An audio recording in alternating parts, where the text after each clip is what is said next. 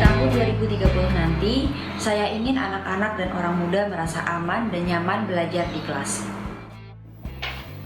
Di tahun 2030 nanti, saya ingin perempuan, laki-laki, maupun kelompok yang terpinggirkan mendapatkan hak yang setara, mulai dari pendidikan, pekerjaan, perlindungan, maupun kesempatan bersuara. Di tahun 2030 nanti, saya ingin akses pendidikan yang adil dan setara untuk semua kalangan.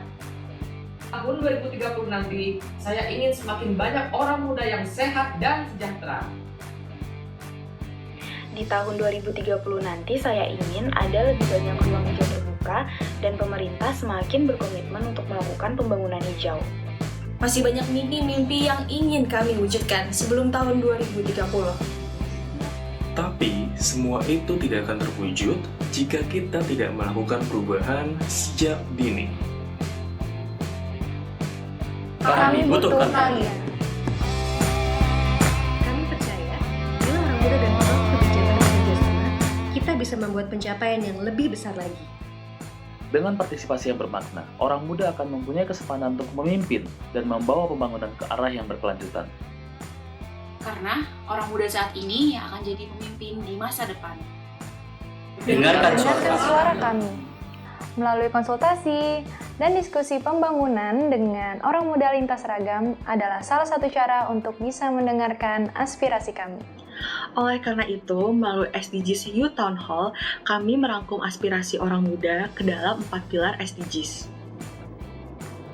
Di pilar sosial, kami mendukung penuh Permendikbudristek nomor 30 tahun 2021 tentang pencegahan dan penanganan kekerasan seksual di lingkungan perguruan tinggi, serta pengesahan RUU untuk penyelesaian kekerasan seksual. Kami ingin kurikulum yang menekankan social emotional learning di segala usia untuk meningkatkan kemampuan kami dalam menentukan keputusan yang bertanggung jawab, membangun rasa empati, maupun membangun relasi sehat. Kami ingin akan semakin banyak ruang peduli untuk para korban kekerasan di lingkungan pendidikan dan juga perkawinan anak yang dapat memperhatikan pemulihan mental dan pendampingan hukum. Kami ingin kesetaraan gender menjadi prioritas, salah satunya dengan merancang anggaran yang responsif dan sensitif gender. Dan tak kalah penting, kami pun merasa perlu sekali untuk meninjau keputusan pengajuan permohonan dispensasi kawin di peradilan agama. Di pilar ekonomi, kami ingin adanya program kewirausahaan yang memprioritaskan teman-teman difabel dan pemuda di pedesaan, serta memastikan keberlanjutan program. Kami menginginkan tata kelola yang baik dalam penyaluran bantuan usaha mikro, kecil dan menengah UMKM agar dapat lebih tepat sasaran dan efektif. Kami ingin pemerintah mengawasi perpajakan dan perizinan agar memudahkan wirausahaan muda dalam merintis usaha. Kami juga berharap agar kurikulum kewirausahaan dapat diterapkan di semua sekolah, agar pemuda memiliki kemampuan lebih untuk terjun ke dunia usaha.